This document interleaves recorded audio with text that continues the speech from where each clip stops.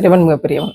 சமத்துவ பொங்கல் என்ற பெயர்ல இஸ்லாமியர்கள் நிர்வாகிகளாக இருக்கக்கூடிய சில கல்லூரிகள்ல பொங்கல் விழாவை கொண்டாடி அது நியூஸ் சேனல்ல செய்திகளாக வெளியிட்டு இருக்கக்கூடிய காட்சிகளை எல்லாம் நாங்க பார்த்தோம். படைத்தவனை வணங்குவோமே தவிர படைத்த பொருட்களை வணங்க மாட்டோம் என்பது இஸ்லாத்தினுடைய அடிப்படை கோட்பாடு. அப்ப சமத்துவ பொங்கல்ங்கிற பேர்ல நாம் கொண்டாடக்கூடிய விழாக்கள் என்ன அப்படிங்கிறது இஸ்லாமிய நிர்வாகிகளை, ஹாஜிமார்களை நான் கேட்கக்கூடிய கேள்வி. அதுபோக சமத்துவம் என்ற பெயர்ல கல்லூரியில என்ன நடந்திருக்கு அப்படிங்கிறதா இங்க பேசுபொருள். ஒரு ஆசிரியராக நான் முன்வைக்கக்கூடிய விஷயம். இது இஸ்லாமியர்கள் நிர்வாகிகளாக இருக்கக்கூடிய கல்லூரிகள் மட்டும் இல்ல, தமிழகம் முழுக்க இருக்கக்கூடிய எல்லா கல்லூரிகள்லையும் இது போல பொங்கல் விழாக்கள் நடத்தின கல்லூரிகள்ல இது போல நடந்திருந்தால் இந்த கேள்வி அத்தனை கல்லூரிகளுக்கும் அத்தனை பள்ளிகளுக்கும் தான். பொங்கல் பண்டிகை வகுப்பு தோறும் பொங்கல் பானைகள் வைக்கப்பட்டு அந்தந்த கிளாஸ் ரூமுக்கு எல்லாரும் சேர்ந்து பொங்கல் வைக்கிறதுக்கு கைட் பண்றது, அதுக்கு ஒரு சூப்பர்வைசர் இருக்கிறது. இப்படி எல்லா கிளாஸ் ரூமும் தனித்தனி பொங்கலாக்கி எல்லா பிள்ளைகளுக்கும் டப்பால பொங்கலை போட்டு கொடுத்து விட்டுறது. இந்த பொங்கல் கல்லூரி வைக்குமான்னு கேட்டா இல்லை, அந்த பிள்ளைகள்லாம் சேர்ந்து காசு போடணும். அதுக்கு ஒவ்வொரு பிள்ளையும் 200 ரூபாய், 250 ரூபா, 300 ரூபான்னு காசு போட்டு ஒரு டப்பா பொங்கல் வாங்கிட்டு போறது. இதுதான் இங்க நடக்கக்கூடிய பொங்கல் ஃபெஸ்டிவல். அந்த பொங்கல் ஃபெஸ்டிவலுக்கு பெரிய ஸ்பீக்கர்களை கட்டி பாட்டு போட்டு பிள்ளைகளை டான்ஸ் ஆட விடுறது என்ட்ரன்ஸ்ல வச்சு. என்ன பாட்டு போட்டு? ரவுடி பேபி பாட்டு. ஒரு சில ஆண்டுகளுக்கு முன்னாடி அந்த ரவுடி பேபி பாட்டு ரொம்ப ஃபேமஸ். அப்ப ரவுடி பேபி பாட்டை போட்டு ஆடுன்னு ஆட விட்டது.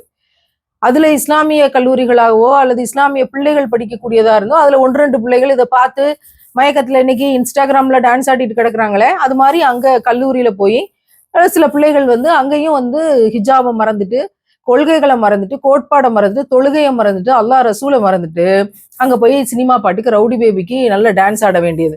இதுக்கு பேர் குத்து பாட்டு, குத்து டான்ஸ்னு வச்சிருக்காங்க. அதுல போய் நல்ல ஆடுன்னு ஆட வேண்டியது.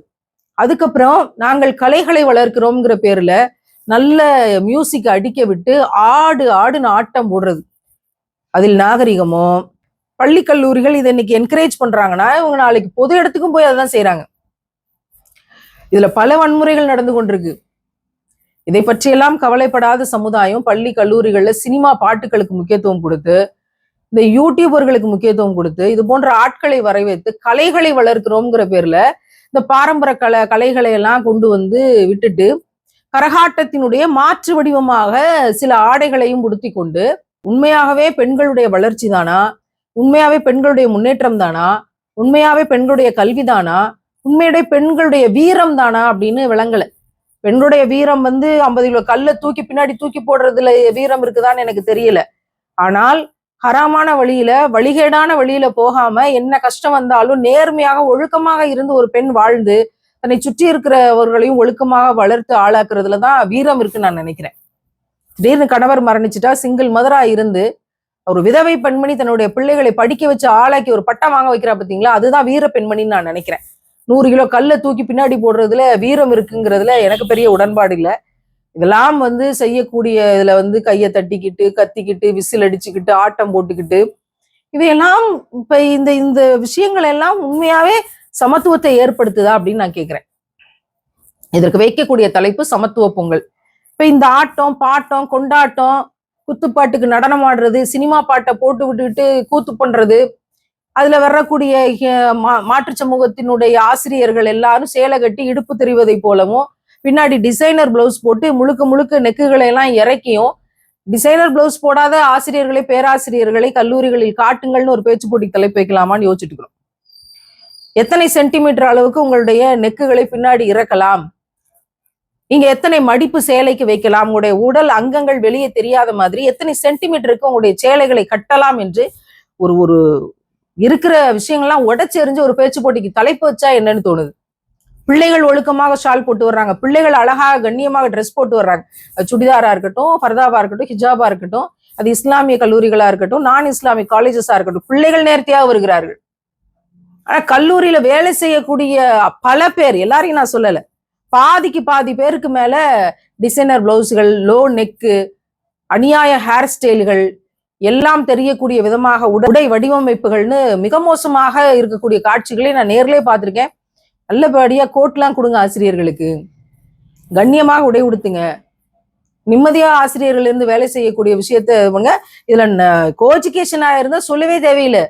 அவனு பின்னாடி என்ன கமெண்ட் அடிச்சுக்கிட்டு இருக்காங்கிறது வகுப்பறைகள்ல இருக்க எங்களுக்கு தெரியும். வெளியில சமூகத்துல இளைஞர்களோடு பணி செய்கிற பரப்புரைகள் இருக்கிற எங்களுக்கு தெரியும் அவனோட மனநிலை என்னவாக இருக்கிறது அப்படின்னு.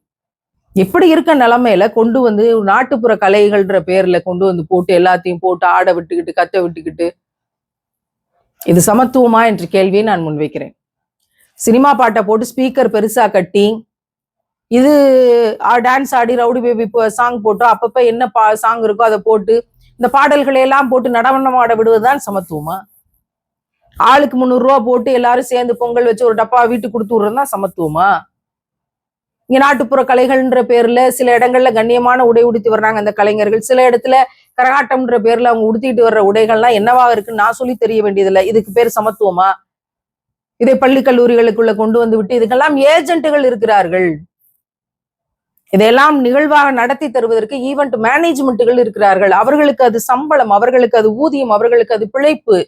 இதை கொண்டு வந்து நீங்கள் சமத்துவத்தை விதைக்கிறீர்கள்னா இதற்கு பேர் சமத்துவமா? இப்படி இஸ்லாமிய பிள்ளைகளும் இதுல தலையிட்டு ஆட்டம் போடுறாங்க அப்படின்னா இதை பெற்றோர்கள் கவனிக்கலையா? இதை கண்டும் காணாமல் இருக்கிறீர்களா? இதற்கு சிறப்பு விருந்தினர்களாய் ஹாஜிமார்கள் வர்றீங்களே, நீங்க ஹஜ்ஜு செஞ்சு அல்லாஹ்விடம் என்ன துவா செஞ்சிருப்பீங்க, எவ்வளவு விஷயங்களை ஒப்படைச்சிருப்பீங்க. அப்ப இவற்றையெல்லாம் நீங்கள் என்ன மன்றத்துல முன்வைப்பீங்க, என்ன பதில் சொல்லுவீங்க இவற்றுக்கெல்லாம்? இதற்கு பேர் சமத்துவமா? எது சமத்துவம்? இந்த நாட்டில் சாதி இல்லை என்பதற்கு அதை உடைச்சு ஒரு தீர்வை கொண்டு வந்து சமத்துவத்தை ஏற்படுத்துவதற்கு இங்க வழி இல்லை. அப்படி ஏற்படுத்தினால் அது சமத்துவம். சாதி இல்லாத பொங்கல் சமத்துவ பொங்கல். இங்க ஏழை பணக்காரன் என்ற வித்தியாசம் இல்லாமல் நாங்கள் ஒரு விழாவை கொண்டாடுகிறோம். சமத்துவத்தை கொண்டு வந்துட்டோமா? ஏழை பணக்காரனே இல்லையா? சரி, சமத்துவ பொங்கல். இந்த இடத்துல பெண்ணடிமைத்தனம் இல்லாமல் சமமாக சம உரிமைகளை கொடுத்து வரதட்சணை இல்லாமல் நாங்க ஒரு பவுன் நகை கூட ஒரு குண்டுமணி தங்கம் கூட பெண்கிட்ட இருந்து வாங்காம ஒரு சமுதாயத்தை உருவாக்கிட்டோம். கொண்டு வந்துட்டீங்களா? சரி, சமத்துவ பொங்கல். வர்க்க பிரிவினே கிடையாது, நிறப்பிரிவினே கிடையாது. கருப்பா இருந்தா பொண்ணுகிட்ட வக்கற்ற ஒரு நாட்டுல நிறப்பிரிவினை தலைவிரிச்சு ஆடுது. மறைமுகமாக கருப்பா வச்சிருக்கிற பொண்ணுங்களா எத்தனை பேர் என்கிட்ட அழுது இருக்கிறாங்க. அப்படி கருப்பு வெள்ளைங்கிற வர்க்க பிரிவினை எல்லாம் மாத்தி மிக சிறப்பாக ஒரு சமூகத்தை உருவாக்கிட்டோமா? சரி, சமத்துவ பொங்கல். ஏழை பணக்காரன் வெள்ளை கருப்பு மேல் சாதி கீழ் சாதி இப்படி இதெல்லாம் உடைச்சிட்டு நாங்க ஒரு நல்ல சமத்துவமான சமுதாயத்தை உருவாக்கிட்டோம். சமத்துவ பொங்கல். ஆனா நீங்க சமத்துவ பொங்கல்ன்ற பேர்ல என்ன பண்ணிட்டு இருக்கீங்க? இது சமத்துவ பொங்கலா? எனக்கு ஒன்னும் விளங்கல, பதட்டமாகுது நமக்கு. சமத்துவம் என்பது என்ன என்பதை இஸ்லாம் போல உலகத்துல யாரும் எந்த இடத்திலும் சொல்லி கொடுத்தது கிடையாது. இறைவனுக்கு முன்னால் எல்லாம் சமம். இறைவன் இதெல்லாம் ஹலால்னு சொல்லியிருக்கான், இதெல்லாம் ஹராம்னு சொல்லியிருக்கிறான். சினிமா, இசை, கூத்து, கேவலமான பாடல் வரிகள் அத்தனையும் ஹராம். ஆட்டம் பாட்டம் ஹராம், தடுக்கப்பட்டிருக்கு. அதெல்லாம் செஞ்சா நரகம் தான் கிடைக்கும். அச்சமூட்டி எச்சரிக்கை செய்யப்பட்டிருக்கு. இஸ்லாம் போல இறைவனுக்கு முன்னாடி எல்லாரும் அடிமைகள். இங்க பெரிய அடிமை சின்ன அடிமை கிடையாது, சாதி கிடையாது, வர்க்க பிரிவினை கிடையாது, ஏழை பணக்காரன் தாழ்வு கிடையாது, வரதட்சணை கிடையாது, மகர் என்ற சட்டம் உள்ளது. பெண்ணடிமைத்தனம் இங்க கிடையாது. பெண்களுக்கு இஸ்லாத்துல உரிமை கொடுத்ததை போல உலகத்துல யாரும் கொடுக்கல. இன்னைக்கு மனிதர்கள் அதை பின்பற்றாங்களா இல்லையான்றதான் பிரச்சனை. இந்த சமத்துவத்துல நின்னுகிட்டு நம்ம போய் சமத்துவத்தை எதன் வழியில்? இதன் வழியில தானே சொல்லி தர முடியும். ஆட்டம் பாட்டம் கொண்டாட்டம் கத்திக்கிட்டு டான்ஸ் ஆடிக்கிட்டு டிசைனர் பிளவுஸுகளை போட்டுக்கிட்டா சமத்துவ பொங்கல் கொண்டாடுறது? ஏன் கல்லூரிகள் ஆசிரியர்களுக்கு பேராசிரியர்களுக்கு ஒரு கோட்டு கொடுக்க கூடாதா? அது அவங்களுக்கு கண்ணியமா தானே இருக்கும். ஏன் அதை செய்ய மாட்டேங்கிறீங்க? அட்லீஸ்ட் இஸ்லாமிக் காலேஜஸ்லயா அதை செய்யலாம்ல. உங்களுடைய உடை நாகரிகம் என்பது உலகத்துக்கே உடை நாகரிகத்தை ஒழுங்கை தன்னுடைய உடலை பேணுதலாக அது காட்சி பொருள் ஆகக்கூடாதுங்கிறது தானே இஸ்லாம். அட்லீஸ்ட் உங்க காலேஜ்லயாவது நீங்க எல்லாருக்கும் கோட்டு கொடுக்க கூடாதா? பெண்களுக்கு பெண் பிள்ளைகள் எல்லாம் சேர்ந்து விளையாடக்கூடிய விளையாட்டுகளுக்கு ஆண்களை கோச்சுகளாக போடுறதுங்கிறது ஆகப்பெரிய ஹராம். அவற்றெல்லாம் நாங்க தொடர்ந்து எதிர்க்கிறோம், கண்டிக்கிறோம். பெண்களை கோச்சுகளா போடுங்க, இல்லைன்னா அப்படி ஒரு கேம் தேவை கிடையாது. எப்படி பெண் பிள்ளைகள் டீனேஜ் பிள்ளைகள் விளையாடுற விளையாட்டுக்கு ஆண்களை கோச்சுகளா போடுவீங்க? ஒட்டுமொத்தம் உடஞ்சு போச்சு. இதை நாங்க எல்லா இடத்துலயும் சொல்லிக்கிட்டு இருக்கோம். முஸ்லீம் நான் முஸ்லீம் இல்லாம எல்லா இடத்துலையும் சொல்லிக்கிட்டு இருக்கோம். ஆண் ஆசிரியர்களை பெண் பிள்ளைகளுக்கு நியமிக்காதீர்கள், குறிப்பா கேம்ஸுக்கு பிடிக்கு.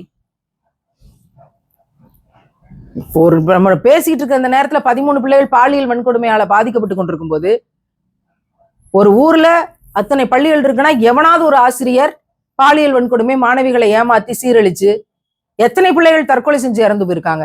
இந்த ஆசிரியர் என்னை அபியூஸ் பண்ணாரு, தொடர்ந்து என்னை பயன்படுத்திட்டாரு, எனக்கு நியாயம் கிடைக்கலன்னு எத்தனை பிள்ளைகள் தற்கொலை செய்து இறந்து போயிருக்காங்க. அப்படி இருக்க லட்சணத்துல பெண் பிள்ளைகளை பாதுகாப்பா வைங்க, ஆண் ஆசிரியர்களை எல்லாம் போடாதீங்க.